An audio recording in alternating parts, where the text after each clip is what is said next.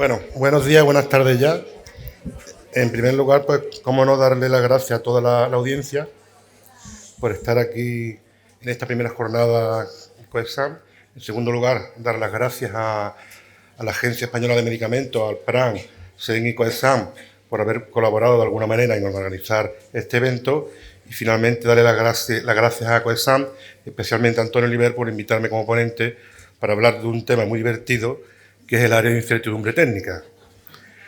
El área de incertidumbre técnica, o ATU, de que es el acrónimo en inglés de este concepto, que lo primero que tenemos que plantearnos es qué significa o cómo podemos definir lo que es una ATU. Pues bien, según datos de EUCAS, que es el que más información o más ha publicado sobre este concepto, es un término que se introduce en 2019 para hacer referencia a los valores únicos de CMI, así como valores únicos o rangos de valores de diámetro de halo de inhibición de antimicrobianos, donde hay una superposición de cepas de organismos, tanto sensibles como resistentes.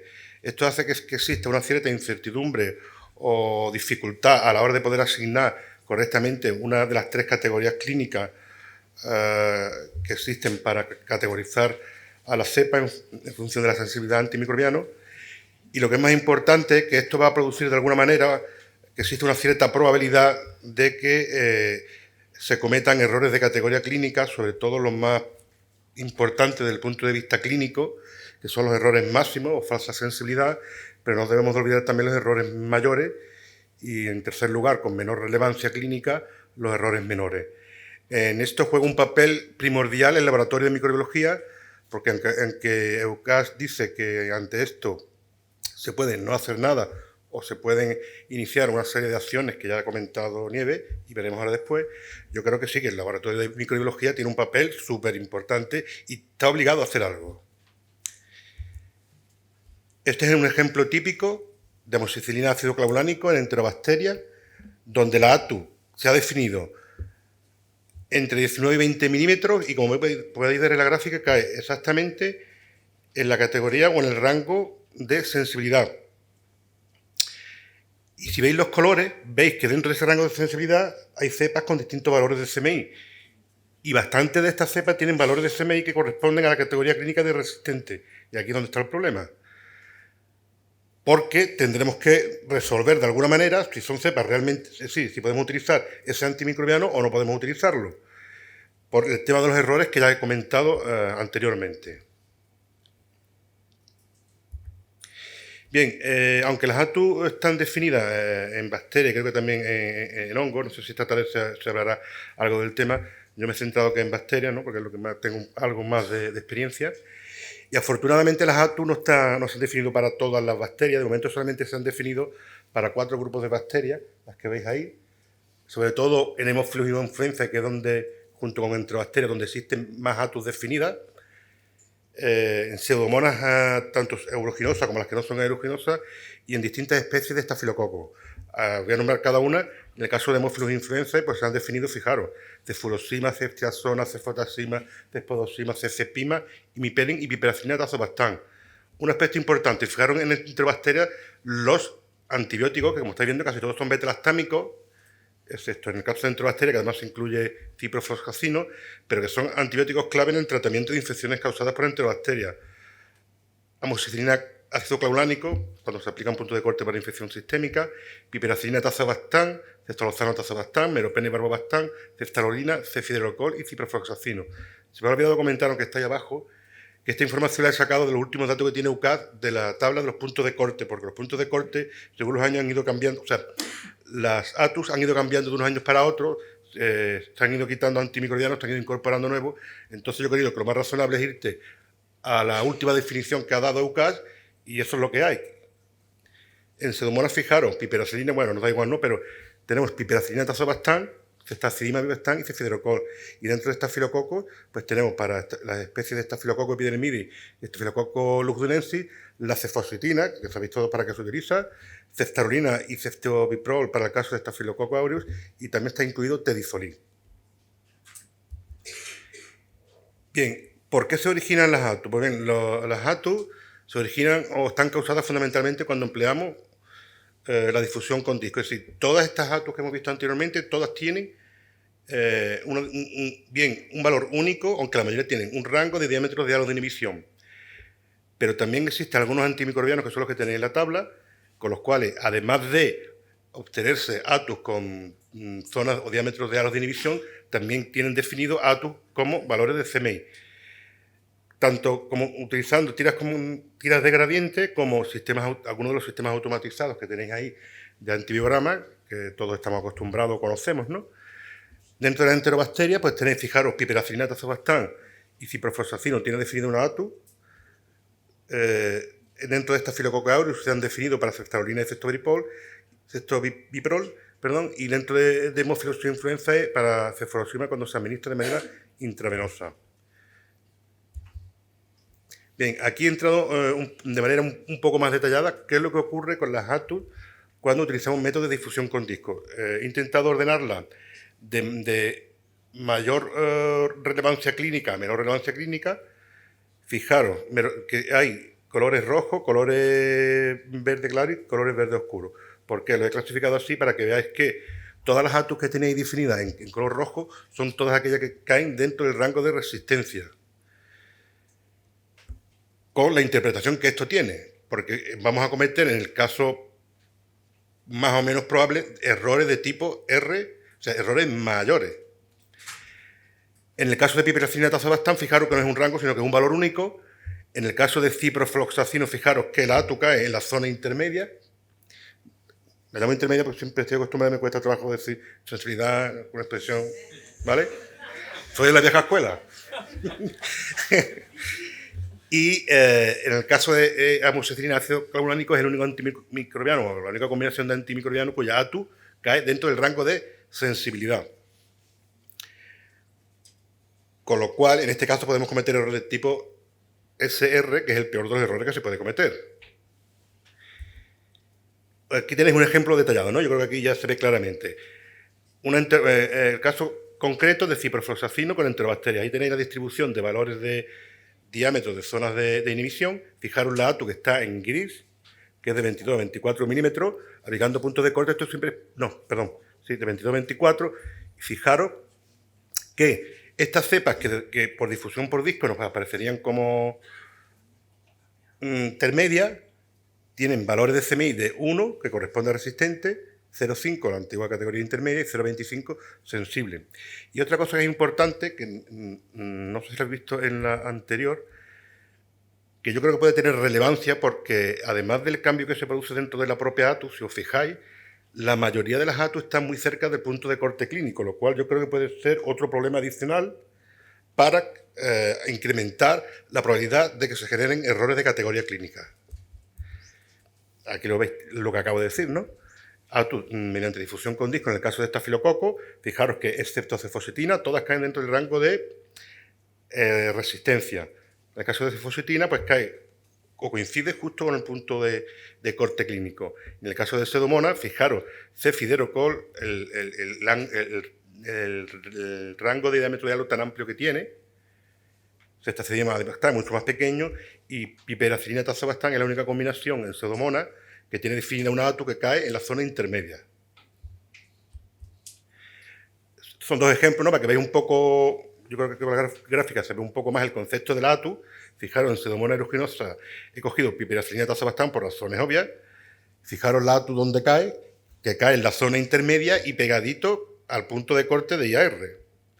Y fijaros que estas cepas que podrían tratarse desde el punto de vista clínico, cuando por microdilución le determinan la CMI, pues tenemos cepas que tienen hasta CMI de 32 y 64 miligramos litro. En el caso de ciderocol, como ya todo el mundo sabéis, ¿no? Pues fijaros el pedazo de ATU que tiene, que va de 14 a 22 milímetros, y la gran cantidad de cepas que hay con alto nivel de resistencia, con CMI de 8, 4 y 2, e incluso cepas más sensibles, ¿no?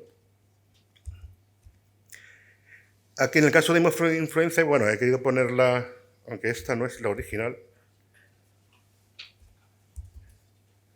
La tenía ordenada por colores, pero bueno, aquí simplemente lo más llamativo es, fijaros, y mi pene, el amplio rango que tiene la ATU en Haemophilus influenzae. En el caso de cefotaxima es más pequeñita, y y las dos caen dentro del rango de resistencia, y dentro de las que caen dentro del rango de sensibilidad, pues tenemos cefepime, cespodoxime, cefurosima intravenoso. En el caso de cefurosima oral cae dentro del rango intermedio, y un aspecto importante de ceftriaxona, que tenemos dos colores. ¿Por qué? Porque dependiendo del tipo de administración intravenosa u oral, pues puede caer en el rango de resistencia o en el rango de sensibilidad. Estas tres diapositivas, como he visto anteriormente, eran ATUs obtenidas mediante difusión con disco. Ya os he comentado en la primera o la segunda diapositiva que las ATUs también se pueden obtener mediante métodos de antivibrograma para determinar la CMI basados en la microdifusión, que yo creo que es uno de los sistemas que utilizamos la mayoría de los que estamos aquí. Aquí tenéis en el caso de enterobacterias lo que ya comenté también en la segunda o tercera diapositiva, como la ATU de ciprofloxacino cae en la zona de I. En el caso de estafilococo, tanto ceftriaxona como ceftobiprol caen en la zona de sensibilidad. En el caso de enterobacteria, piperacillina tazobactam, caen en zona de resistencia. Y en el caso de Haemophilus influenzae, para cefurosima intravenosa, caen en zona intermedia. Pues bien, está claro, como lo dije en la primera diapositiva, que aquí el laboratorio de microbiología no es que tenga, que yo creo que está obligado a hacer algo. No puede decir, no hago nada, me hago el loco y que sea lo que Dios quiera. Entonces, yo creo que el laboratorio de microbiología lo primero que tiene que hacer, si su sistema es un laboratorio, los antibiogramas lo hace de manera sistemática, fundamentalmente por algunos de los sistemas automatizados que ya he comentado, basados en la determinación de la CMI, un aspecto muy importante es que ya sabéis que por cada sistema existe una enorme variabilidad de paneles con una enorme variedad de rangos de concentraciones de antimicrobianos. Pues lo primero que tenemos que asegurarnos es que decidamos, el panel que decidamos debe de incluir un rango de concentraciones en el cual esté incluido la ATU. Y eso no ocurre siempre. De hecho, la ATU de ciprofloxacino, que es de 0,5, pues yo he estado buscando y he visto, por ejemplo, paneles de microscan, tanto de antibiograma como paneles de identificación y antibiograma. Fijaros cómo para ciprofloxacino, lo que tiene la flechita en roja, los rangos que tienen de concentraciones, que van de 1 a 2 o de 1 a 4, es decir, 0,5 no está incluido ahí. Con lo cual, la ATU de 0,5 no la vamos a pillar. Bien, yo creo que es obvio ya, ¿no?, que el laboratorio de microbiología tiene que hacer algo. Ha empezado por, primero, identificar las ATU. Pero ¿cómo las implementamos en el laboratorio? Pues hay dos maneras de implementarlas, ¿no? Pues dependiendo de los recursos que tenga cada laboratorio, cada hospital. Aquellos centros o laboratorios que no tienen un sistema, un soporte informático para la gestión de datos del laboratorio de microbiología, pues lo más sencillo, lo más rápido es hacer lo que tradicionalmente hemos venido haciendo, ¿no? Si tú te imprimes tu listado manualmente, y lo que haces es que vas buscando las ATU o las vas tachando y las vas comparando después con los resultados dentro de tu antibiograma, de manera que con esta información pues puedes identificar las ATU de manera manual, ya es algo, y además puedes hacer la categorización a partir de los resultados de CMI o pues, mediante difusión con discos, según el método que se esté empleando en cada laboratorio. Yo creo que esto es lo más común, ¿no? Que la gran mayoría de los grandes laboratorios pues tienen un soporte informático que funciona más o menos bien. Para implementar las ATU, pues las ATU tienen, estos sistemas informáticos permiten o tienen la posibilidad de incorporar reglas de experto, como la que he puesto aquí en el ejemplo. Pues, dice que si E. coli y piperatazo y CMI 16 miligramos por litro, o diámetro de halo de 18 a 19 milímetros si utiliza difusión con disco, entonces realizar la acción tal, que todavía no hemos hablado qué es lo que hay que hacer. Ya Nieves lo ha dicho, ¿no?, por el resumen, más o menos, cuáles son las opciones o las posibilidades para resolver estas ATU. Pues bien, una de las opciones, que yo creo que con el futuro es la que se va a terminar implantando en los laboratorios de microbiología, es que tu sistema de expertos te tiene que identificar la ATU, que en este caso te la identifica, puede ser con una señal, un sonido, o una luz, un asterisco, en este caso es un cambio de color en naranja, y es un estafilococo epidermidis con una zona ATU en cefoxitina. Entonces te lo resalta en naranja, ¿para qué? Para que el microbiólogo que está viendo todos los días el antibiograma se dé cuenta que tiene una ATU y le dice, oye, que tienes que hacer tal acción. Y entonces cuando resuelva o hagas lo que te está diciendo que hagas, cambia a color moradito y ya te lo interpreta. En cuanto a las acciones del laboratorio de microbiología, es decir, ¿cómo podemos resolver en el laboratorio las ATU?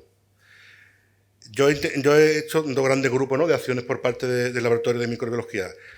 A la izquierda tenemos todas aquellas acciones relacionadas con acciones de tipo técnico y a la derecha acciones relacionadas con la información que damos o con los informes que emitimos.